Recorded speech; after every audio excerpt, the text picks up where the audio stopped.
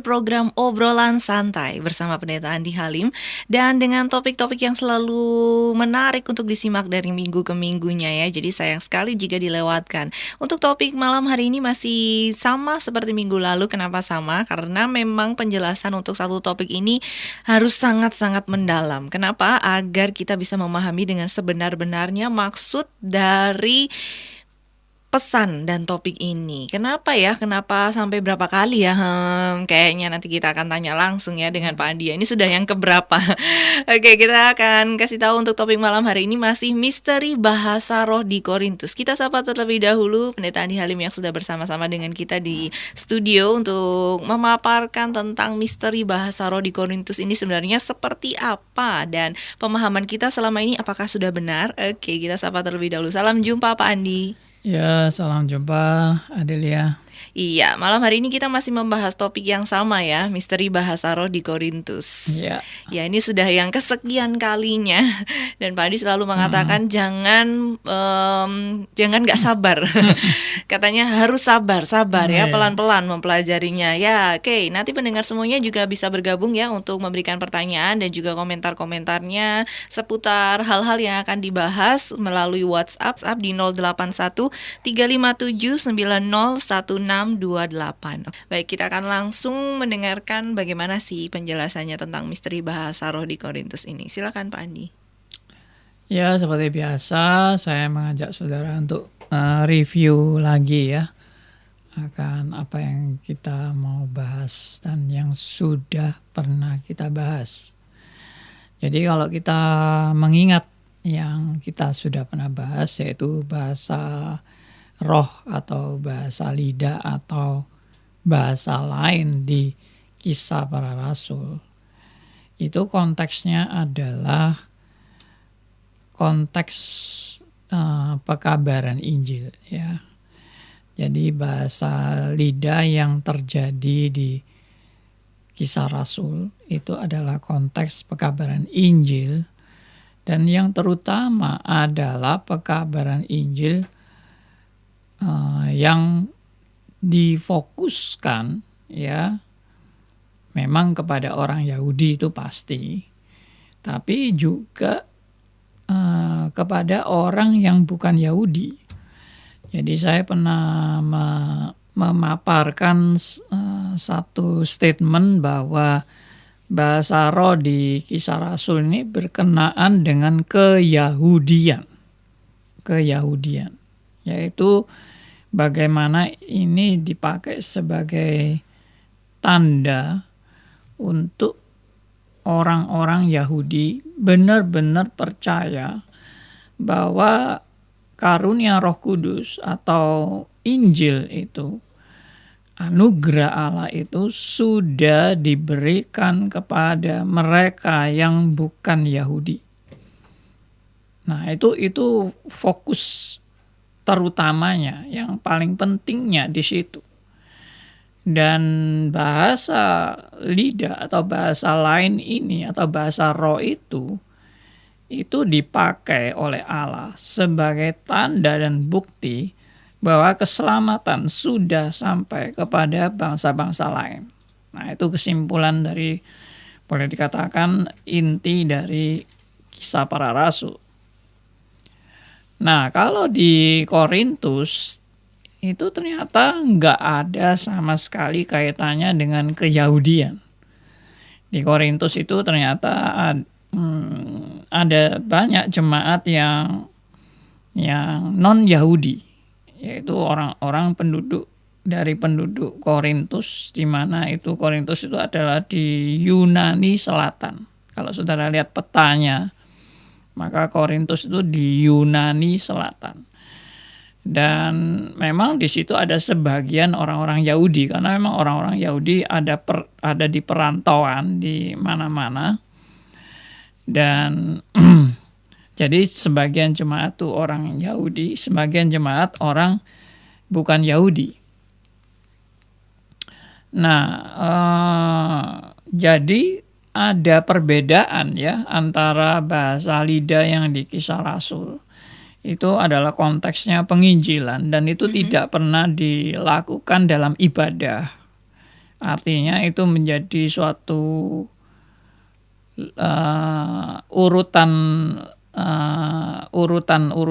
liturgi dalam ibadah jemaat itu tidak pernah di Kisah Rasul ada seperti itu.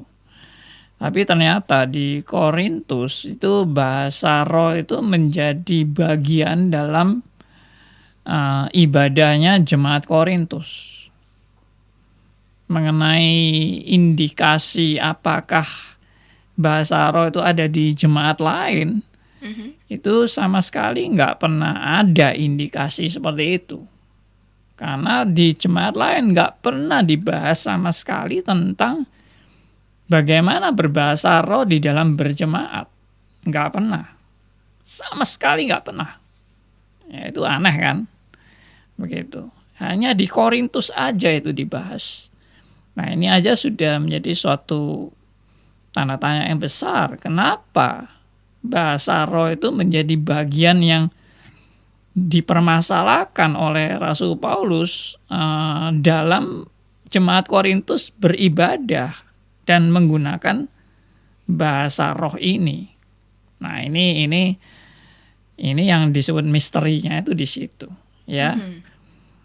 Jadi di jemaat lain nggak ada, di Korintus aja yang ada. Dan di Kisah Rasul juga nggak ada di dalam berjemaat loh ya, nggak ada. Yang ada adalah dalam penginjilan. Dan itu pun hanya beberapa kali untuk membuktikan bahwa Injil sudah sampai kepada bangsa lain. Sedangkan di Korintus ini menjadi rutin. Bahasa lidah ini menjadi rutin dipakai. Oke, itu isu-isu yang saya angkat. Dan untuk penerapan hari ini mungkin itu menjadi suatu tanda tanya besar bagi gereja yang juga membawa bahasa roh ini dalam ibadah rutinnya. Dan juga bagi gereja yang sama sekali nggak ada bahasa rohnya di dalam ibadahnya. Ya, jadi kenapa? Kenapa ada dua macam gereja ini sekarang? Nah, bagaimana istilahnya, apa kata Alkitab terhadap gereja yang berbahasa roh ini dan gereja yang sama sekali tidak ada bahasa rohnya? Ada gereja tertentu yang katanya bahasa rohnya kadang-kadang. Kadang-kadangnya itu ya tergantung pembicaranya katanya ya. Kalau pembicaranya ngajak bahasa roh, jemaatnya baru bahasa roh. Kalau pembicaranya enggak ngajak bahasa roh, ya sudah enggak ada bahasa roh. Nah, ini ada jemaat yang seperti itu. Tapi ya itu dianggap ada, berarti kan ada bahasa roh. Tapi ada yang sama sekali dari awal sampai berpuluh-puluh tahun, bahkan ada gereja yang ratusan tahun nggak pernah ada bahasa roh.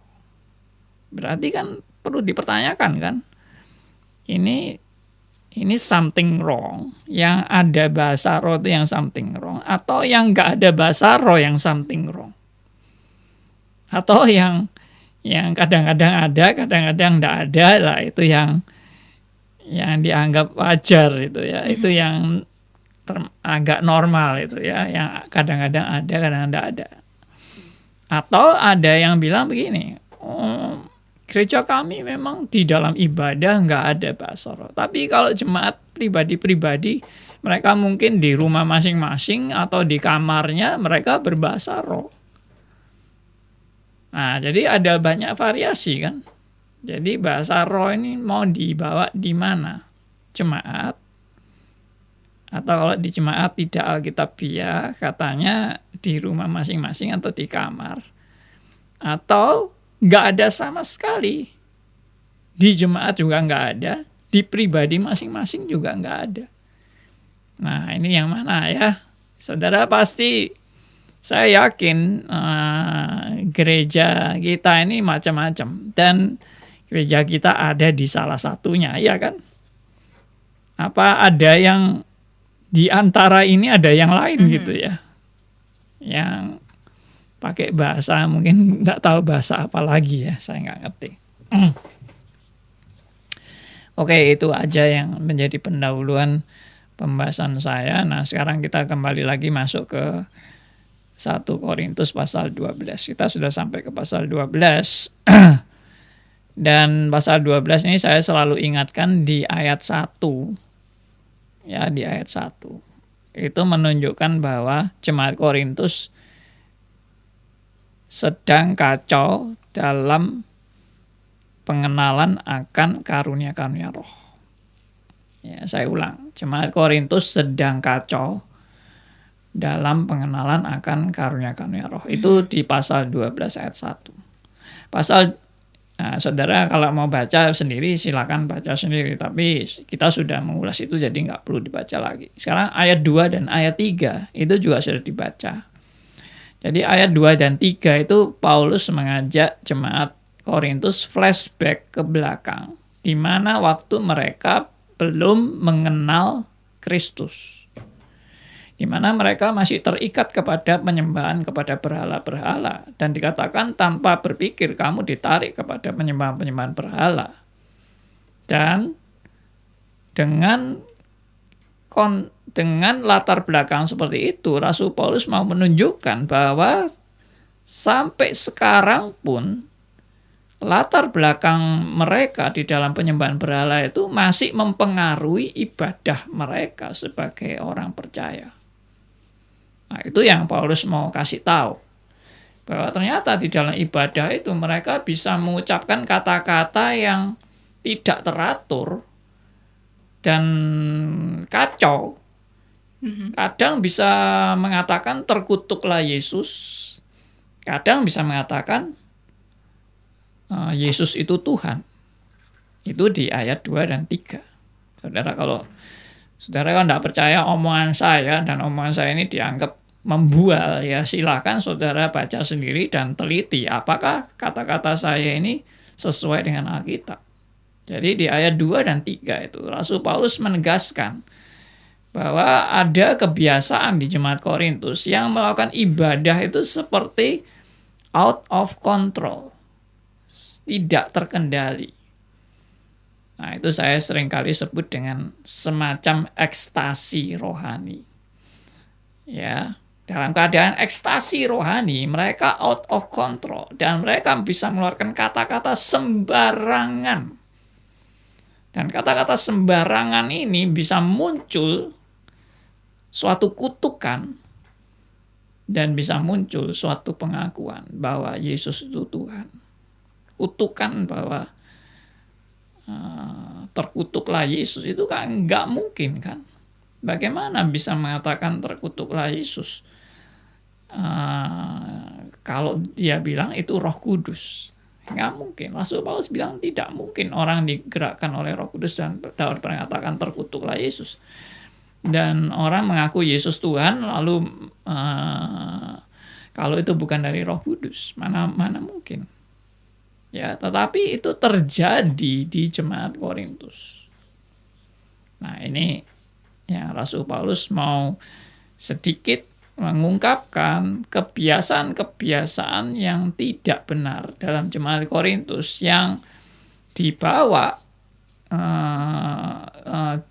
pengaruh latar belakang mereka waktu mereka masih suka menyembah berhala, dan waktu mereka menyembah berhala, ritual mereka itu ritual-ritual yang sampai tidak terkontrol, tidak terkendali. Ya, bahkan mereka bisa melakukan percabulan di dalam ritual keagamaan mereka. Nah, ini yang terjadi di dalam pasal 12 ayat 1 sampai 3. Nah, sekarang ayat yang keempat, ya, keempat dan kelima, kalau saudara teliti ini juga sudah dibahas, saya sedikit mengulas secara ayat, secara sekilas. Ayat 4 sampai ayat 6 ini Rasul Paulus juga mau menegaskan mengenai peran daripada karunia itu tidak mungkin dari sumber yang bermacam-macam. Kalau itu benar-benar karunia dari Tuhan, sumbernya satu, yaitu dari Tuhan.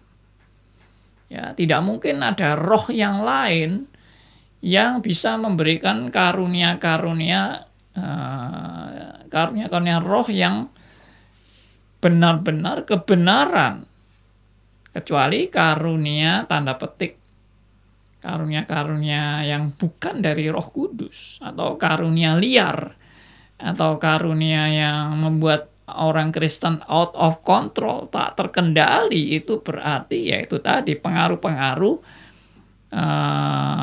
mistis dari latar belakang orang-orang Yunani yang kebiasaan beribadah menyembah berhala itu masih terbawa pada waktu mereka menjadi Kristen.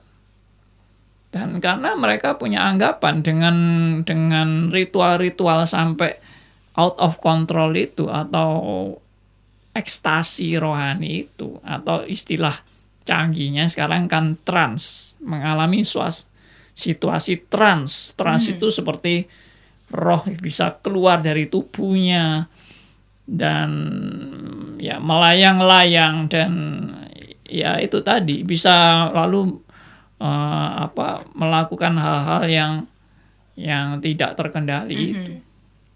Nah, itu dianggap itu puncak rohani, itu puncak ritual. Nah, ini Paulus mau menegaskan, itu sumbernya seharusnya semua dari Tuhan. Nah, kalau dari Tuhan tidak mungkin menimbulkan kekacauan. Itu yang tadi ayat 2 dan 3, kekacauan sampai terkutuklah Yesus, atau mengaku Yesus itu Tuhan. Itu tidak mungkin ada kata-kata semacam yang ngawur seperti itu. Dan tidak mungkin juga karunia itu menghasilkan perpecahan. Karena jemaat Korintus sudah terpecah belah. Ya, ada golongan Apolos, golongan Korintus dan sebagainya. Lalu mereka ngaku, ini saya dapat dari Tuhan. Ya, kamu dapat dari Tuhan, tapi hasilnya kamu terpecah belah. Dan hasilnya kamu saling menghina satu dengan yang lain. Golongan Apolos, golongan Paulus, golongan Kefas, golongan Yesus. Semua merasa dirinya golongan super. Apakah itu hasil Roh Kudus? Perpecahan itu hasil Roh Kudus. Perpecahan itu sumbernya dari Tuhan. Nah, ini semua yang menimbulkan pertanyaan, dan seharusnya jemaat Korintus mengevaluasi diri ya, bahwa apakah selama ini mereka benar-benar mendapat karunia itu dari satu Tuhan. Makanya di ayat 4-6 itu bolak-balik ada satu roh, satu Tuhan, dan Allah itu satu. Tapi karunia itu bermacam-macam. Ya, oke. Itu sampai ayat 6. Nah, ayat 7 saya mau tegaskan kembali bahwa kepada tiap-tiap orang Tuhan memberikan karunia itu, pernyataan roh itu, untuk kepentingan bersama. Nah, perhatikan ini. Jadi Rasul Paulus itu selalu, kalau kita lihat ciri daripada Rasul Paulus, adalah selalu teosentris. Selalu teosentris, berpusat kepada Allah. Maka kepentingannya bukan kepentingan pribadi. Anda tidak mendapat karunia untuk kepentingan-kepentingan dan kenikmatan pribadi Anda, atau kepuasan pribadi Anda. Nah, itu Rasul Paulus tegas, tidak untuk itu karunia itu. Karunia itu adalah untuk kepentingan bersama. Berarti orang yang mendapat karunia itu memang mau dipakai Allah untuk menjadi berkat bagi banyak orang. Dan supaya banyak orang bertumbuh dalam kebenaran. Nah, ini penting. Bertumbuh dalam kebenaran itu sangat penting, karena Tuhan mau memberikan karunia itu bukan supaya kita makin tersesat. Bukan kita semakin kacau. Bukan jemaat makin terpecah belah. Tapi supaya kita bertumbuh makin dewasa. Dan dalam satu kesatuan. Oke? Nah, saya harap ini saudara makin jelas tentang kenapa Paulus memberikan penjelasan-penjelasan seperti ini. Lalu ayat 8 sampai ayat 10 ini juga semua sudah dibaca, itu deretan karunia-karunia. Saya menegaskan ini bukan maksud Rasul Paulus mau membuat daftar mengenai karunia-karunia yang penting. Sama sekali tidak.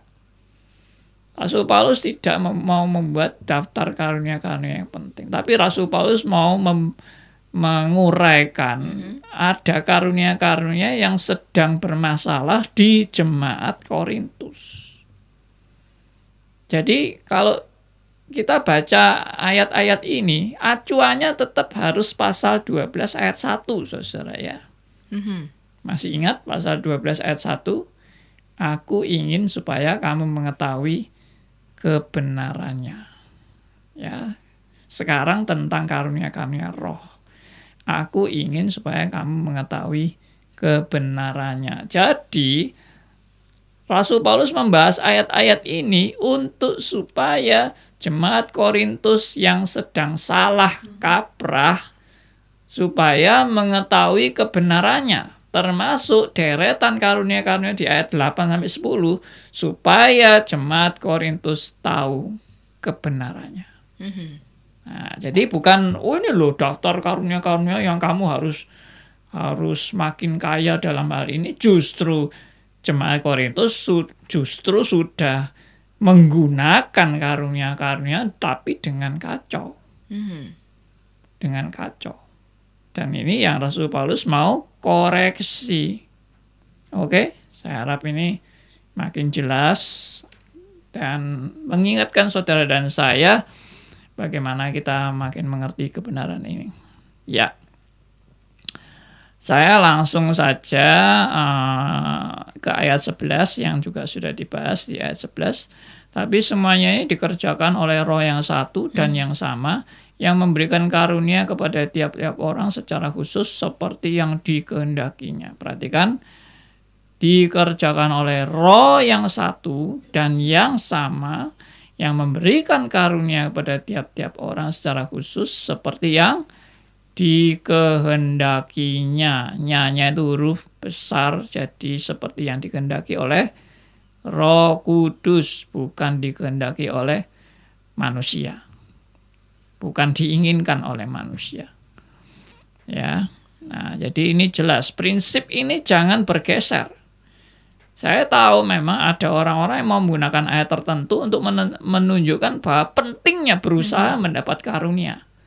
Tapi Anda harus pegang ayat 11 sebagai dasar yang penting, yaitu karunia itu diberikan oleh kehendak Roh Kudus, bukan oleh kemauan kita.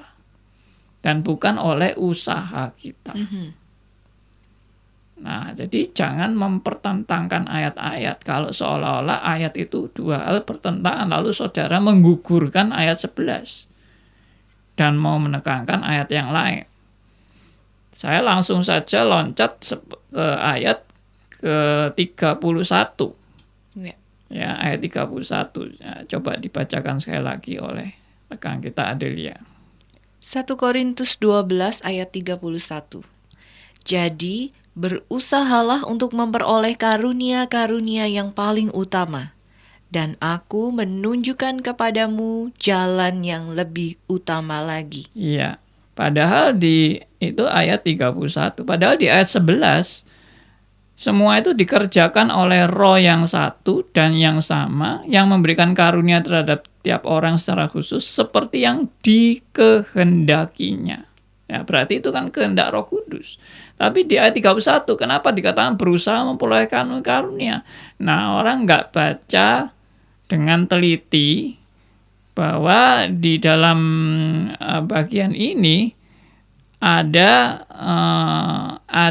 suatu penekanan dari Rasul Paulus, yaitu apa? Kata apa? Kata di ayat 31 itu kata apa yang Paulus mau tekankan?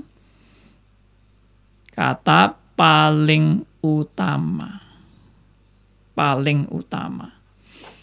Nah, kalau saudara tidak menangkap pengertian ini, berarti saudara akan mengyeskan bahwa kita untuk dapat karunia itu harus berusaha.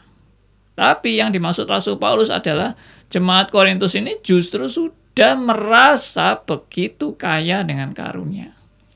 Tapi mereka yang merasa dapat karunia yang bermacam-macam ini, begitu kaya dengan karunia ini, mereka amburadul dan kacau balau.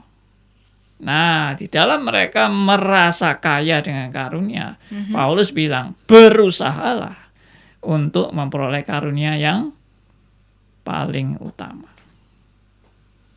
Nah, artinya bahwa apa yang kamu dapat sekarang ini, semuanya nggak beres. Semuanya nggak benar. Dan aku mau tunjukkan kepada kamu yang benar. Itu. Dan untuk mau tahu yang benar, kamu harus berusaha. Artinya berusaha itu berusaha mengerti yang benar. Supaya kamu juga menggunakan karunia itu dengan benar. Maksudnya begitu. Bukan kamu ayo berlomba-lomba memperoleh karunia. Kamu itu sudah merasa kaya karunia kok. Mau berlomba-lomba dapat karunia lagi bagaimana? Kecuali jemaat Korintus tidak punya karunia sama sekali. Kalau jemaat Korintus tidak berkarunia sama sekali, ya Paulus bilang seperti ini, tentunya ditangkap, ayo mari kita berlomba-lomba. Tetapi mereka sudah punya semua karunia. Jadi apanya yang mau dicari? Yang dicari adalah yang paling utama. Dan Paulus bilang apa lagi? Aku mau menunjukkan kamu jalan yang lebih utama lagi. Nah, ini yang saya mau tunjukkan kepada saudara, bahwa Paulus ini cara berbahasanya itu bahasa negosiasi. Ini adalah bahasa pendekatan. Rasul Paulus itu tidak langsung to the point, Korintus, percuma kamu bahasa Romo itu amburadul kacau balau, tidak usah dipakai lagi. Enggak. Rasul Paulus tidak sekasar itu dan tidak to the point seperti itu. Tapi Rasul Paulus cuma mau menunjukkan dengan cara pendekatan dan cara yang halus sekali.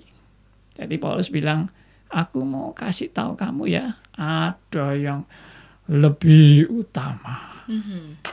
Jadi dengan kata lain apa? Apa yang kamu gembar-gemborkan sekarang ini, itu bukan yang utama. Alias, itu bukan yang penting. Gitu loh. Nah, ini menjadi suatu pertanyaan juga. Kalau begitu, ada karunia yang nggak penting. Ada karunia yang penting. Apakah seperti itu? Jelas tidak. Tidak ada karunia tidak penting itu. Jadi yang Paulus bilang itu yang kamu gembar-gemborkan itu tidak penting. Itu sebetulnya mau menunjukkan apa? Itu bukan karunia yang benar. Karena tidak ada karunia yang tidak penting, saudara ya. Semua karunia itu penting. Saya harap saudara menangkap maksud saya di sini. Jadi Paulus itu sebetulnya mau to the point-nya adalah karunia itu semua yang kamu kejar itu tidak penting. Saya mau tunjukkan kepada kamu hal yang penting. Ya mungkin banyak yang masih ragu-ragu dengan mungkin penjelasan saya ya, saudara mungkin pikir masa benar seperti ini ya. Tapi nggak apa-apa, ini semua kita lagi proses belajar. Ya. Nah, Rasul Paulus sebelum melanjutkan tentang karunia ini, Rasul Paulus seperti yang saya pernah paparkan membuat suatu ilustrasi mengenai tubuh. Ya, satu tubuh dengan banyak anggota, ada kaki, ada tangan, ada mulut, ada mata, ada hidung dan sebagainya. Itu semua adalah apa? Semua adalah seharusnya saling melengkapi, ya, saling membutuhkan. Nah, itu tadi yang saya bilang, tidak ada yang dianggap tidak penting. Tangan tidak bisa berkata kepada kaki, "Hai kaki, lu di bawah ya, gua yang di atas, gua tidak perlu kamu." Nah, itu tidak benar kan? Karena kaki tidak, meskipun di bawah, tidak lebih rendah dari tangan. Ya, demikian juga misalnya jantung. Jantung, lu di dalam itu sembunyi-sembunyi aja. Itu tidak penting ya jantung itu. Ya, mata lebih penting dari jantung misalnya. Wah, bagaimana kalau jantung berhenti? Ya, habis semua kan gitu. Jadi tidak ada yang tidak penting. Semua penting. Jadi kalau Paulus bilang, aku mau tunjukkan kepada kamu jalan yang paling utama.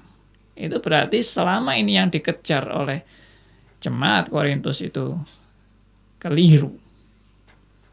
Semua itu keliru. Sekali lagi, pasal 12 ayat 1. Aku ingin kamu mengetahui kebenarannya tentang karunia-karunia roh. Aku ingin kamu mengetahui kebenarannya. Jadi saya selalu konsisten dengan ayat 1 ini. Pasal 12 ayat 1. Berarti jemaat Korintus tidak tahu kebenarannya. Dan orang yang tidak tahu kebenaran, kacau balau. Orang yang tidak tahu kebenaran, menggunakan karunia, pasti amburadul. Dan salah. Iya kan? Orang nggak tahu kebenaran sama dengan salah kan? Gitu. Ya itu. Mari kita belajar baik-baik. Karena saudara tanpa mengerti ini, saudara keliru semua membaca 1 Korintus. Saya mengajar saudara untuk meneliti dengan tepat, dengan peka, dan dengan hati-hati. Ini bukan ngawur, ini bukan asal ngomong, dan ini bukan lalu sentimen atau mau memojokkan golongan dan sebagainya. Sama sekali tidak. Saya dengan segala kerinduan saya mengajak semua jemaat, mari kita kembali kepada Alkitab. Dan secara jujur kita meneliti Alkitab ini dengan seteliti-telitinya. Oke? Jadi kenapa Paulus membuat ilustrasi tubuh? Karena Rasul Paulus mau menunjukkan karunia itu tidak menyebabkan terpecah belah. Dan tidak ada karunia yang tidak penting. Semua karunia itu sangat penting. Dan sekarang jemaat Korintus saling tidak mementingkan karunia. Maksudnya, golongan satu tidak mementingkan yang lain. Golongan yang lain tidak mementingkan yang satu. Jadi semua saling menghina, saling merendahkan, saling menyombongkan diri. Dan semua itu tidak benar. Oke? Sekarang masuk ke pasal 13. Ya. Pasal 13 ini juga sudah dibaca oleh rekan kita Adelia. Jadi inilah yang dimaksud Paulus, jalan yang paling utama. Jalan yang lebih utama dari semua yang dikejar-kejar oleh jemaat Korintus. Ya, mari dibaca sekali lagi ayat 1 dan ayat 3 oleh Adelia. 1 Korintus 13 ayat 1 dan 3 atau 1 sampai 3? Sampai 3. Oke, baik. 1 Korintus 13 ayat 1 sampai 3. Demikian firman Tuhan. Sekalipun aku dapat berkata-kata dengan semua bahasa manusia dan bahasa malaikat, tetapi jika aku tidak mempunyai kasih, aku sama dengan gong yang berkumandang dan canang yang gemerincing. Sekalipun aku mempunyai karunia untuk bernubuat, dan aku mengetahui segala rahasia, dan memiliki seluruh pengetahuan, dan sekalipun aku memiliki iman yang sempurna untuk memindahkan gunung, tetapi jika aku tidak mempunyai kasih, aku sama sekali tidak berguna. Dan sekalipun aku membagi-bagikan segala sesuatu yang ada padaku, bahkan menyerahkan tubuhku untuk dibakar, tetapi jika aku tidak mempunyai kasih, sedikit pun tidak ada faedahnya bagiku. Ya, ada 3 golongan yang ditekankan Rasul Paulus dalam hal ini. Yang pertama adalah golongan yang suka mengagungkan bahasa. Termasuk yang di jemaat Korintus yang tergila-gila dengan bahasa roh atau bahasa lidah. Karena Rasul Paulus berkata begini, sekalipun aku dapat berkata-kata dengan semua bahasa manusia. Saya mau tanya, siapa manusia yang bisa berkata-kata dengan semua bahasa manusia? Seluruh dunia loh. Dan mampu untuk fasih berbicara dengan bahasa seluruh dunia. Nah mungkin ada orang yang memang bisa berbahasa 7 bahasa dengan aktif. Nah itu sudah hebat sekali. Luar biasa sekali. Ada yang mungkin lebih dari itu. Tapi kalau sampai seluruh bahasa yang ada di dunia ini, itu pasti impossible. Tapi kalau ada yang bisa, lalu ada yang bahkan bisa bahasa malaikat, alias bahasa di dunia sono, dunia langit, ya toh, tetapi tidak mempunyai kasih. Aku sama dengan gong yang berkumandang dan canang yang gemerincing. Artinya apa? Artinya sama sekali tidak ada nilainya. dan sama sekali tidak berguna. Dan sama sekali itu adalah kebanggaan yang tidak ada artinya sama sekali. No use. Jadi ini bahasa sindiran saudara-saudara terhadap orang-orang yang merasa sudah punya karunia berbahasa yang begitu hebat. Termasuk berbahasa roh. Tapi Anda tidak punya kasih. Dan itu yang terjadi di jemaat Korintus. Bahwa mereka sedang terpecah belah. Dan mereka mengaku bisa berbahasa dunia lain itu. Mereka bisa. Tapi Paulus menyindir dengan mengatakan, seandainya kamu bisa semua bahasa manusia dan semua bahasa malaikat, tapi kamu tidak punya kasih. Tidak ada gunanya. Sama seperti gong. Nol. Tidak ada artinya sama sekali. Loh, ini kan benar-benar sepertinya, apa ya, kalau bahasa sekarangnya menohok gitu ya. Menohok. Jadi orang yang lagi sombong-sombongnya ini langsung di KO begitu ya, oleh bahasa sindirannya Rasul Paulus. Lalu ayat kedua adalah golongan orang-orang yang merasa punya pengetahuan. Ya, kalau tadi ngotot dengan bahasa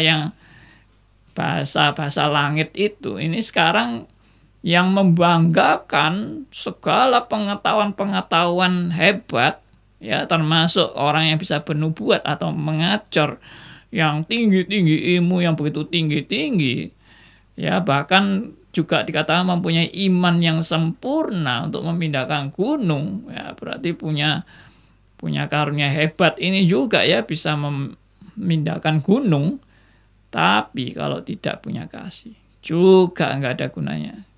Ayat 3. Kalau ayat 3 ini golongan orang yang boleh dikatakan paling tinggi. Yaitu apa? Tidak untuk diri sendiri. Ya, tidak untuk diri sendiri. Saya mau mengorbankan. Ya, mengorbankan atau membagi-bagikan segala sesuatu. Menyerahkan segala sesuatu. Wah, ini orang sudah hebat sekali. Dia tidak orientasi pada diri sendiri. Dia mau menyerahkan segala sesuatu. Wah, hebat kan? Lalu bahkan menyerahkan dirinya untuk dibakar. Ya, menyerahkan tubuhnya untuk dibakar. Tapi seandainya itu dia lakukan juga, tapi nggak ada kasih. Tidak ada gunanya sama sekali. Artinya apa? Artinya Rasul Paulus mau menunjukkan jemaat yang kelihatannya hebat seperti di Korintus ini, tapi nggak ada kasih, itu nol besar. Kamu nggak ada hebatnya sama sekali. Itu yang Rasul Paulus mau tunjukkan kepada jemaat Korintus. Dan ini kan jelas-jelas bahasa sindiran. Itu yang saya juga katakan bahwa gaya bahasa Rasul Paulus di kitab Korintus ini adalah bahasa sindiran. Ini bukan bahasa yang mau ngelem-ngelem jemaat Korintus. Aduh, kamu ini hebat ya, kamu punya karunia luar biasa ya. Saya kagum loh sama kamu. Saya juga ingin loh punya karunia yang seperti kamu yang begitu kaya raya. Sama sekali tidak. Jadi kalau saudara membaca kitab Korintus, lalu saudara terkagum-kagum dengan jemaat Korintus yang dianggap penuh dengan kekayaan rohani, lalu saudara mau meniru-niru karunia-karunianya, saudara salah kaprah. 100% saya katakan salah kaprah. Karena ini jemaat amburadul dengan kacau balau. Berarti saudara mau meniru kekacauan dari suatu jemaat yang sedang ditegur oleh Rasul Paulus di 1 Korintus ini. Oke, saya harap makin jelas. Dan jangan makin tegang ya. Mungkin cara saya bicara membuat orang tegang. Oke, lalu Paulus menjelaskan mengenai kasih. Kasih itu sabar, kasih itu murah hati, tidak cemburu, tidak memegahkan diri, tidak sombong. Nah, ini menohok lagi kan. Ya, tidak melakukan yang tidak sopan, tidak mencari keuntungan diri sendiri, ya, itu berpusat pada diri, tidak pemarah, tidak menyimpan kesalahan orang lain. Semua ini adalah suatu gaya-gaya bahasa yang mau menunjukkan bahwa jemaat inilah yang terjadi di jemaat Korintus yang justru tidak ada kasih ini di jemaat Korintus. Ya. Tapi Paulus bilang apa? Kasih itu tidak berkesudahan. Nubuat akan berakhir, bahasa roh akan berhenti, pengetahuan akan lenyap. Sebab pengetahuan kita tidak lengkap dan nubuat kita tidak sempurna. Tapi jika yang sempurna tiba, maka yang tidak sempurna itu akan lenyap. Artinya, ya semua itu akan berhenti. Semua itu tidak kekal. Termasuk bahasa yang diakui oleh jemaat Korintus bisa berbahasa-bahasa lain. Semua itu nggak ada yang lebih penting dari yang Rasul Paulus mau katakan yang terpenting ini. Ya. Lalu perhatikan di ayat 11. Coba dibacakan oleh Adelia ayat 11 itu. Ya. Kita membaca dari 1 Korintus 13 ya Pak, ayat 11. Demikian firman Tuhan, ketika aku kanak-kanak, aku berkata-kata seperti kanak-kanak. Aku merasa seperti kanak-kanak, aku berpikir seperti kanak-kanak. Sekarang, sesudah aku menjadi dewasa, aku meninggalkan sifat kanak-kanak itu. Nah, coba kalau Anda berpendapat ayat 11 ini tujuannya apa Rasul Paulus mengutip tentang masalah kanak-kanak? Kira-kira apa menurut Anda? Ya, jadi ya ini semua masih silent semua ya. Tapi ya saya pasti kalau saudara melihat bagaimana ini saya menggiring Anda dalam pengertian-pengertian seperti ini, Anda pasti juga akan setuju dengan kesimpulan saya bahwa Paulus juga lagi menyindir jemaat Korintus yang pikirannya seperti kanak-kanak. Kanak-kanak itu mementingkan hal yang tidak penting. Betul kan? Makanya banyak orang tua yang misalnya anaknya bilang, wah ini papa, aku pengen ini, wah ini bagus ini apa. Lalu orang tuanya kadang-kadang ngomong, nanti kamu ya sebentar lagi bosen. Kalau sudah beli itu. Karena apa? Orang tua sudah tahu itu gak penting. Yang kamu anggap penting itu tidak penting. Nah itu. Jadi ketika aku kanak-kanak, aku berpikir seperti kanak-kanak. Tetapi kita kan tidak selalu kanak-kanak terus. Kita akan menjadi dewasa. Tapi setelah dewasa akan meninggalkan pikiran anak-anak itu. Nah, Rasul Paulus di sini mau menunjukkan kepada jemaat Korintus, kamu jangan seperti kanak-kanak terus. Kamu harus belajar menjadi orang yang dewasa dan mementingkan yang penting. Dan tidak mementingkan yang tidak penting. Iya kan? Jadi jangan Anda menjadi kanak-kanak. Nah, itu yang Rasul Paulus tegaskan. Oke? Jadi ayat 13 Paulus menegaskan kembali demikianlah ketiga hal ini yaitu iman, pengharapan dan kasih. Dan yang paling besar diantaranya adalah kasih. Jadi di sini iman, pengharapan, kasih, bukan bahasa roh atau nubuatan atau apa, enggak. Tapi yang disebut di sini adalah iman, pengharapan, dan kasih. Jadi Paulus mau menekankan suatu hal yang sangat penting dalam kehidupan orang percaya itu adalah iman, pengharapan, dan kasih. Adakah itu di antara kamu? Kalau tidak ada, tapi kamu itu merasa kaya dengan karunia, itu suatu bahaya besar. Jadi kemungkinan kamu ini Kristennya tanda tanya besar. Nah, sekarang kita masuk ke pasal 14. Nah, saya harap ini sudah hampir selesai nih. Tapi hari ini nggak mungkin selesai.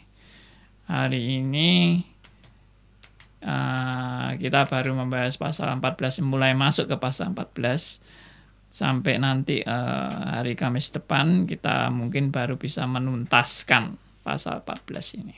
Baik pendengar semuanya, masih dalam program obrolan santai ya. Dan kita masih dalam topik misteri bahasa roh di Korintus. Bagaimana pendengar semuanya? Apakah tadi sudah menyimak dari awal untuk perjumpaan kita kali ini? Kita membuka kesempatan untuk bisa bertanya dan juga memberikan komentar ya di 081 357 901628 untuk bergabung melalui WhatsApp, memberikan pertanyaan atau mungkin pendengar semuanya ingin Pak yang ini tadi tolong diulang boleh juga mungkin ya.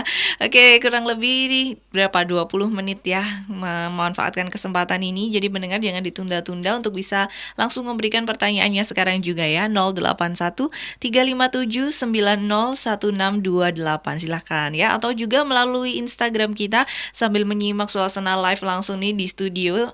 Instagram kita di @rmcsby. Pendengar semuanya bisa langsung bergabung ya untuk menyimak siaran obrolan santai ini melalui live Instagram, dan juga nanti kalau pertanyaannya bisa langsung di kolom komentarnya ya, atau direct message juga bisa @rmcsby. Melalui Facebook juga di RMC Radio Surabaya. Oke, menyapa beberapa yang sudah bergabung nih di live Instagram kita. Kalau tadi ada belum sempat sapa ya di menit-menit awal, sampai sekarang ini sudah 1 jam ya, karena kita terlalu asik mungkin mendengarkan penjelasannya ya di awal-awal tadi. Sekarang Adel mau sapa dulu yang sudah bergabung, mohon maaf kalau mungkin tadi ada yang terlewat ya. Ada Arthur Suryo Hadi, salam jumpa. Ada Cahya Dico, salam jumpa juga. Ada Bu Yunike Martini, ada Joshua Eris juga udah bergabung di live Instagram kita ya. Oke, terus simak sampai nanti jam 8 malam. Kita akan langsung menyambung pembahasan kita ya. Silakan Pak Andi. Ya, saudara, kita langsung masuk ke pasal 14. Ya, silakan Adelia membacakan bagi kita pasal 14 ayat yang pertama. Iya, 1 Korintus 14 ayat pertama. Kejarlah kasih itu dan usahakanlah dirimu memperoleh karunia-karunia roh, terutama karunia untuk bernubuat. Oke. Jadi sekali lagi saya menegaskan, ini adalah dalam rangka Paulus sedang mengoreksi jemaat Korintus yang salah kaprah dalam menggunakan karunia-karunia. Ya, sekali lagi, ini dalam rangka Rasul Paulus sedang mengoreksi jemaat Korintus yang salah kaprah dalam menggunakan karunia-karunia. Itu di pasal 12 ayat 1. Ya, aku ingin tentang karunia-karunia roh, aku ingin supaya kamu mengetahui kebenarannya. Lalu yang kedua, Rasul Paulus ingin supaya jemaat Korintus sadar karunia-karunia yang dari Tuhan seharusnya mempersatukan. Nah, kalau sampai karunia-karunia itu memecah belah, berarti pertanyaannya apakah itu benar-benar karunia dari Tuhan? Kalau hasilnya memecah belah. Ya. Lalu Rasul Paulus juga mau menekankan bahwa di dalam menggunakan karunia-karunia yang benar, itu seharusnya berdasarkan satu hal yang paling penting dan paling utama, yaitu kasih. Lalu hal yang berikutnya adalah karunia-karunia itu tidak untuk kepentingan diri sendiri atau egosentris atau memuaskan diri, tidak. Tapi karunia-karunia itu adalah untuk kepentingan bersama. Jadi banyak yang dikoreksi oleh Rasul Paulus. Saudara jangan menyangka bahwa Rasul Paulus sedang mengajak jemaat Korintus berlomba-lomba untuk makin memperkaya diri dengan segala karunia-karunia yang lebih hebat lagi. Bukan. Paulus tidak mengajak jemaat Korintus berkarunia lebih hebat. Paulus mengajak jemaat Korintus untuk berkarunia yang benar. Di tengah-tengah kekacauan mereka menggunakan karunia. Jadi kalau tidak ngerti ini, dipikir memang semua, yuk kita kejar karunia. Kita memperoleh sebanyak-banyaknya karunia. Enggak, sama sekali tidak. Paulus sedang mengoreksi kesalahan-kesalahan yang ada di jemaat Korintus. Oke? Kalau saudara masih merasa omongan saya ini nggak tepat, coba berpikir ulang terhadap semua yang saya sudah jelaskan sejak dari awal. Jadi ini kembali lagi, betapa sulitnya orang membaca 1 Korintus dengan mindset yang benar. Karena sudah terlanjur terindoktrinasi bahwa ini memang cuma Korintus ini memang kaya dengan karunia dan kita harus belajar karunia-karunia dari surat 1 Korintus. Salah, Anda bukan belajar karunia dari 1 Korintus. Anda sedang melihat bagaimana karunia Korintus yang kacau balau dan sedang dikoreksi dan ditegur oleh Rasul Paulus. Oke? Saya harap ini menjadi lebih jelas. Oke, lalu tadi pasal 14 ayat 1. Kejarlah kasih itu. Nah, jadi Paulus masih menekankan kasih yang baru dibahas di pasal 13. Dan usahakanlah dirimu memperoleh karunia-karunia roh. Nah, ini lagi. Usaha memperoleh karunia-karunia roh. Tadi kan karunia itu kan bukan dari usaha. Karunia itu kan pemberian daripada Roh Kudus. Kenapa Paulus juga menekankan usaha? Karena Paulus mau menunjukkan kepada jemaat Korintus mereka ini sedang punya karunia yang salah atau karunia yang tidak benar. Sekarang mari berusaha membenarkan diri. Itu berusaha membenarkan diri, bukan ayo lebih lagi berlimpah-limpah kekayaan karunia. Akhirnya tambah ngawur, bukan itu Rasul Paulus. Rasul Paulus ingin mengoreksi yang salah sekarang supaya dibenarkan. Ya, oke. Jadi berusaha memperoleh karunia di sini ditekankan apa? Terutama karunia untuk bernubuat. Nah, sekarang kenapa Paulus mengutamakan karunia bernubuat? Kenapa kok malah nggak bahasa roh? Ya, kenapa kok di sini di ayat 1 sudah dimulai dengan bernubuat? Dan apa maksud bernubuat di sini? Seringkali orang menafsirkan nubuat di sini diidentikan dengan meramal. Makanya sekarang banyak pendeta yang meramal. Nah, ini juga sudah tidak benar. Bernubuat itu bukan meramal. Ya, bernubuat ini yang di dalam konteks perjanjian baru juga sudah berubah artinya dengan konteks perjanjian lama. Nubuat di perjanjian lama. Nubuat di perjanjian baru dan nubuat di perjanjian lama itu sudah berbeda konteksnya. Kalau kita tidak meneliti baik-baik, asal bernubuat aja. Dan kemudian bernubuat dianggap seperti meramal, sama sekali tidak. Ya. Tapi saya berhenti sampai di sini saja hari ini. Karena nanti kalau saya bahas selanjutnya ini akan setengah-setengah membahasnya, akan membuat saudara juga akan bingung. Jadi sekarang kita membahas pertanyaan-pertanyaan saja ya. Jadi kalau ada yang mau tanya, ada yang tidak jelas, silahkan. Baik, ini sudah ada beberapa pertanyaan yang masuk sebelum Adel bacakan. Mengingatkan untuk mendengar semuanya yang mungkin ingin bertanya nih ya malam hari ini, silakan langsung aja sekarang ya.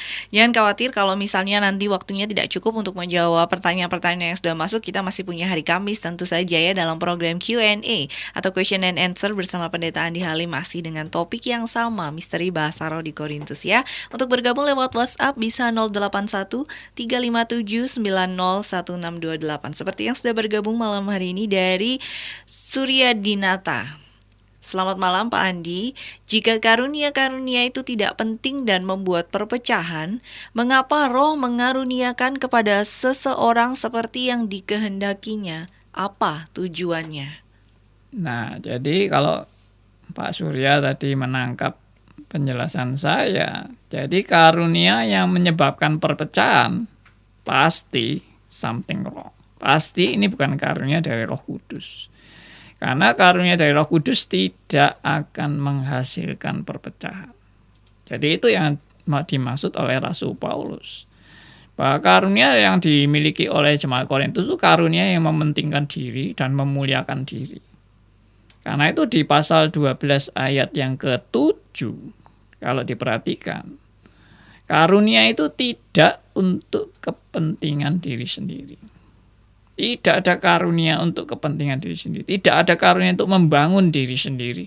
Tidak ada karunia yang berorientasi kepada keegoisan. Tidak ada. Semua adalah untuk kepentingan bersama. Dan jemaat Korintus ini semua mementingkan diri sendiri. Mementingkan golongannya. Berarti ini bukan karunia yang benar. Dengan kata lain seperti itu. Jadi kalau tadi Pak Surya, ya Pak Surya ini rekan saya juga ya. Sudah rekan dari sejak SMA ini. Jadi kalau Pak Surya tadi bertanya kenapa kalau gitu Roh Kudus tetap memberikan karunia. Ya karunia dari Roh Kudus itu karunia yang benar. Sedangkan karunia yang dimiliki oleh jemaat Korintus seperti yang tadi saya bilang. Jemaat Korintus ini sedang amburadul dan kacau balau dalam menggunakan karunia-karunianya. Nah ini mindsetnya harus di refresh dulu ini ya. Di refresh, memorinya dihilangkan dulu, sekarang memorinya diisi dengan jemaat Korintus, jemaat amburadul, jemaat kacau balau, sedang menggunakan karunia-karunia dengan salah kaprah, ya. Nah, ini yang harus kita mindsetnya harus kita sekarang di style dengan pengertian-pengertian yang seperti tadi. Ini adalah koreksi untuk jemaat Korintus. Oke.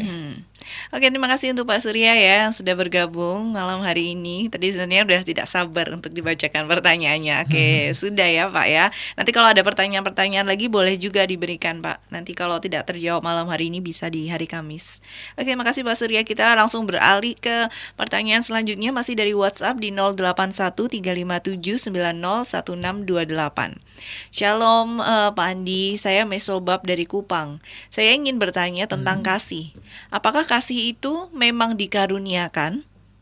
Kalau memang dikaruniakan, apakah hanya orang yang benar-benar dikaruniakan saja yang bisa berbuat kasih? Bagaimana dengan orang-orang di luar Kristus? Misalnya tokoh-tokoh dunia yang melakukan kasih bagi banyak orang bahkan dunia. Apakah itu hasil karunia? Mohon penjelasannya. Terima kasih. Ya, bagus sekali pertanyaannya. Ini juga menjadi pergumulan saya dulu ya. Jadi apa yang dimaksud dengan kasih? Ternyata yang punya kasih itu bukan hanya orang Kristen. Orang di luar Kristen juga punya kasih. Bahkan kalau mau lebih luas lagi ya tentang kasih, saya bisa juga mengatakan binatang pun juga ada kasih loh. Ya, bagaimana misalnya singa-singa yang terkenal kejam itu, ya singa-singa yang menerkam mangsanya dengan sadis. Tapi kalau dengan anak-anaknya begitu mengasihi, begitu lembut, ya. Kalau kita lihat film-film itu tentang kehidupan binatang-binatang itu, aduh, saya kalau lihat itu kadang-kadang bisa tersentuh juga ya melihat kehidupan binatang. Ternyata binatang pun ada kasih. Ya, bagaimana misalnya gajah melindungi anaknya dari terkaman singa-singa yang kejam itu, membela anaknya sampai gajah itu siap berkorban demi anaknya. Jadi itu ada kasih.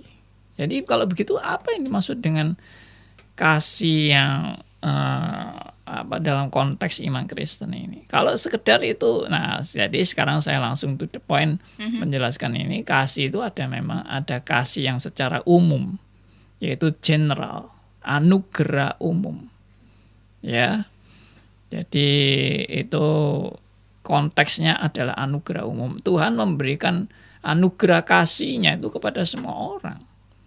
Orang yang tidak Kristen, orang yang bahkan penjahat pun juga ada kasih. Ya, saudara pikir penjahat, perampok, pembunuh, teroris itu tidak ada kasih? Ada kasih. Mereka bagaimana dengan keluarga mereka, dengan anak mereka? Pasti mereka juga mengasihi. Ya. Nah, jadi kasih ini adalah general, suatu yang merupakan anugerah yang umum. Ya. Nah, kemudian ada kasih yang khusus. Nah, ini yang tidak ada pada setiap orang, dan ini yang dianugerahkan Tuhan secara khusus, yaitu apa? Kasih Kristus, yaitu kasih Allah. Dan ini tidak ada pada semua orang, kasih Allah atau kasih Kristus ini. Bagaimana Allah begitu mengasihi dunia ini sehingga ia mengaruniakan anaknya yang tunggal. Dan Kristus itu mau datang dan berkorban untuk saudara dan saya dan menyelamatkan saya.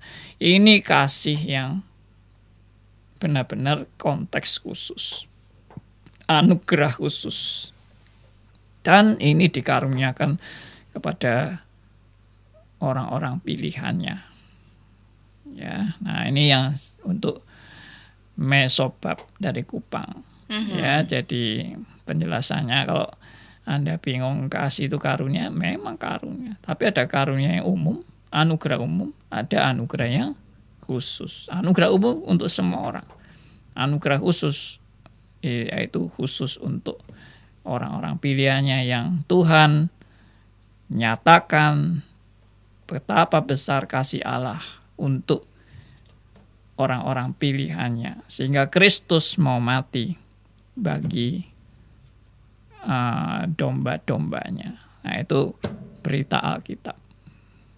Oke, kita langsung berlanjut ya. Yang selanjutnya ini masuk dari pendengar yang sudah bergabung di live Instagram kita. Ini namanya agak susah ya. Semoga nggak salah. Mea Ai Mai Kai. Oke, pertanyaannya, mengapa ada orang yang begitu yakin bahwa dia memiliki karunia tertentu, bahkan berani mengekspos bahwa diri mereka benar memiliki karunia tersebut, padahal terlihat banyak tidak terjadi mungkin ya ini. Apa yang dikatakan atau diperbuat? Begitu pertanyaannya. Mengapa ada yang begitu yakin? Oke. Mengapa ada orang yang begitu yakin dengan karunia tertentu dan menggunakannya dengan mungkin begitu confidence-nya ya toh, gitu. Percaya, begitu PD-nya istilahnya gitu. Nah, saya jelaskan. Jadi kita ini seringkali dipengaruhi oleh lingkungan kita, saudara-saudara ya. Jadi lingkungan kita ini mengajarkan apa, dan kita anggap itu sudah suatu kebenaran yang diajarkan oleh lingkungan kita, sehingga kita mau melakukan itu sebagai suatu kebenaran yang kita yakini bahwa itu benar-benar kebenaran. Padahal apa yang diajarkan kepada kita sebagai suatu yang katanya itu kebenaran, belum tentu itu sungguh-sungguh kebenaran. Itu bisa menjadi suatu kebenaran yang palsu atau kebenaran bohongan atau kebenaran semu, atau memang dari doktrin-doktrin yang ngawur, yang ngaco, yang tidak benar-benar kembali kepada Alkitab. Hanya berdasarkan pada pengalaman-pengalaman yang sangat subjektif dan relatif. Nah, jadi saudara-saudara, kenapa banyak orang yang begitu yakin? Ya karena lingkungannya. Dan lingkungannya juga mengajarkan hal yang seperti itu, dan juga menunjukkan pengalaman-pengalaman yang seperti itu, dan itu dianggap benar. Karena buktinya, nyatanya mereka bisa mengalami. Dan tidak berarti kalau orang sudah bisa mengalami, pasti itu benar. Karena pengalaman itu pun bisa adalah pengalaman yang salah. Tidak tiap orang yang mengalami, dan itu terjadi, itu benar-benar benar, tidak. Biarpun itu terjadi, itu bisa hal yang salah. Loh, kok bisa terjadi kalau salah? Ya, iblis kan juga bisa meniru-niru. Iblis bisa seperti malaikat terang. Dan iblis bisa menipu. Dan bisa menjadi seperti serigala berbulu domba. Nah, jadi kalau kita tidak hati-hati, kita terjebak di dalam karunia-karunia yang kita yakini itu kebenaran. Makanya jadi orang Kristen itu tidak cukup pengalaman. Pengalaman tidak bisa dijadikan standar kebenaran. Karena pengalaman orang bisa merupakan jebakan iblis, dan kalau itu dijadikan standar, berarti kita semua ikut terjebak oleh jebakan iblis itu.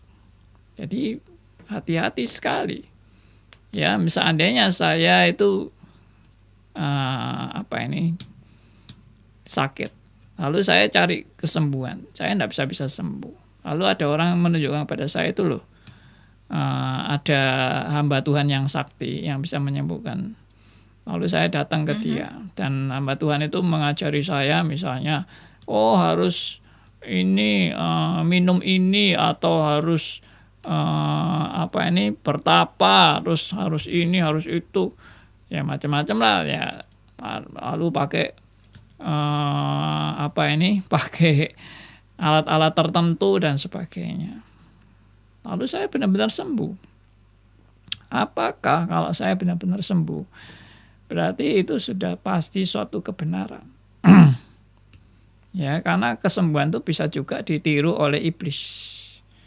Iblis meniru-niru dan bisa memberikan suatu kesembuhan kepada orang-orang yang mau disesatkan. Nah, kalau kita tidak hati-hati, dikatakan di Alkitab, iblis pun bisa menjadi seperti malaikat terang. Nah, itu karunia pun juga bisa ditiru oleh iblis. Jadi kalau kita tidak teliti baik-baik dan tidak bisa membedakan karunia ini benar atau palsu, kita akan terjebak oleh iblis dengan karunia-karunia yang kacau balau itu. Nah, ini juga harus hati-hati, saudara. Saudara jangan pikir, pokoknya kalau saya sedang alami, pasti itu benar. Pengalaman itu bisa jebakan iblis. Oke. Oke, mungkin ini yang terakhir ya Pak ya, kurang lebih dalam 5 menit ini.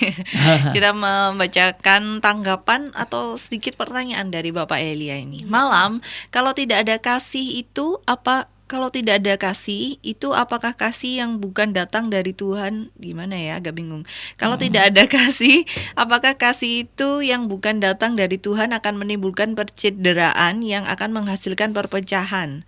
Karena kalau apapun yang datang dari satu sumber, maka akan beragam yang akan terjadi konflik. Pertanyaan saya, kok Allah mendesain cerita yang sedemikian ya? Saya berusaha melihat cara Allah berpikir atas blueprint-nya sejak kekekalannya. Sehingga saya bisa melihat bahwa memang harus ada cerita jemaat Korintus zaman itu, dan gereja-gereja Korintus zaman ini, dan harus ada RMC, dan sebagainya, dan seterusnya. Korelasinya dengan topik hari ini, kita ada dalam posisi masing-masing yang semua ada dalam proses pertumbuhan kita masing-masing. Jika kita tidak diberikan anugerah memahami kitab demi kitab di seluruh Alkitab, akan fatal akibatnya ya Pak. Karena kalau hanya melihat Korintus saja tanpa melihat bagian lain, maka akan salah menafsirkan. Begitu tanggapan dari Bapak Elia ini mungkin ya. Ya, bagus tanggapan. Ya, selalu berpikir mendalam seperti biasa ya. Terima kasih Bapak Elia ini setia sekali selalu jadi bergabung. Memang jemaat Korintus ini memang menjadi suatu contoh jemaat yang kacau balau. Dan itu perlu diberikan kepada di Alkitab supaya kita bisa melihat mana jemaat yang benar, mana yang nggak benar. Jadi kalau nggak ada contoh yang nggak benar, ya kita nggak tahu bahwa yang terjadi sekarang ini nggak benar gitu. Jadi kalau kita lihat zaman sekarang, ya sudah ada patokannya, ini loh yang nggak benar itu seperti ini, nah gitu. Oke? Oke, itu tadi sudah pertanyaan yang terakhir nih Pak untuk malam hari ini. Nanti yang mungkin mau menyusul pertanyaannya sambil mikir-mikir mungkin ya, karena kata Pak Andi agak tegang ya. Mungkin mendengarkannya sambil agak tegang terus sambil merenung dulu boleh. Nanti pertanyaannya menyusul bisa diberikan ya melalui WhatsApp 081 357 901628 sambil direnungkan dulu. Nanti kita akan bahas sama-sama tetap di hari Kamis ya dalam Q&A, question and answer bersama Pendeta Andi Halim. Oh, ini sebab sedikit tanya tambahan dikit mungkin ya Pak ya, Pak Andi bisa jawab. Saya mau tanya lagi Pak, jadi kasih yang dimaksudkan dalam Korintus 13 itu adalah karunia umum atau khusus Pak? Kalau umum, bisakah tanpa karunia khusus kasih umum itu bisa mempersatukan semua orang, golongan, ras, dan lain-lain? Ya, saya percaya kasih yang dipaparkan oleh Rasul Paulus di 1 Korintus 13 itu adalah orientasinya kasih khusus. Jadi itu kasih yang benar-benar membawa kepada iman yang benar dan membawa kepada kesaksian yang benar dan kebersatuan yang benar dan membuat jemaat kalau menerima kasih yang benar itu akan dibangunkan satu dengan yang lain, ya. Dan itu berorientasi kepada pengorbanan Kristus, kasih yang berorientasi pada kasih Allah yang begitu besar sehingga mengaruniakan anak yang tunggal itu dalam konteks keselamatan yang sejati. Nah itu. Karena Mesobab ini menambahkan juga karena yang dikatakan tentang kasih itu karena yang dikatakan tentang kasih itu yang paling utama. Mungkin ini yang membuat agak bingung juga. Oke, terima kasih untuk Mesobab. Nanti bisa Adel bacakan lanjutnya, boleh. Kalau masih mau tanya-tanya boleh ya. Nanti hari Kamis kita akan bahas sama-sama. Mungkin Pak Adi bisa kasih sedikit kesimpulan mungkin untuk malam hari ini sebelum kita tutup di dalam doa. Ya, saya berharap saudara ke depan sudah membaca juga tuntas 1 Korintus pasal 14 ini. Dan saudara sekali lagi, cara membaca adalah perisa posisinya seperti yang tadi saya ajarkan. Jangan salah berperisa posisi. Kalau Anda salah berperisa posisi, Anda salah ngerti semua tentang 1 Korintus pasal 14 sampai pasal 12 sampai pasal 14 ini.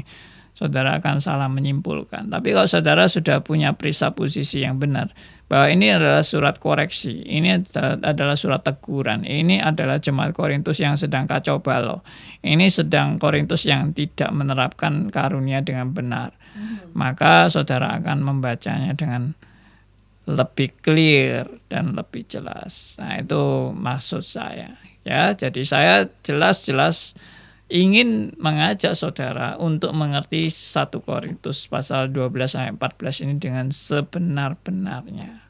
Ya. Saya harap saudara mengerti maksud saya dan mengikuti spirit ini. Jangan malah tambah salah kaprah dan jangan malah tambah meniru-niru jemaat Korintus yang sudah amburadul ini. Oke? Ya, kalau sudah, mari kita bersyukur pada Tuhan dan kita tutup dalam doa. Bapa yang di surga, kami datang kepada Tuhan, kami mengucap syukur dan terima kasih karena anugerah-Mu bagi kami.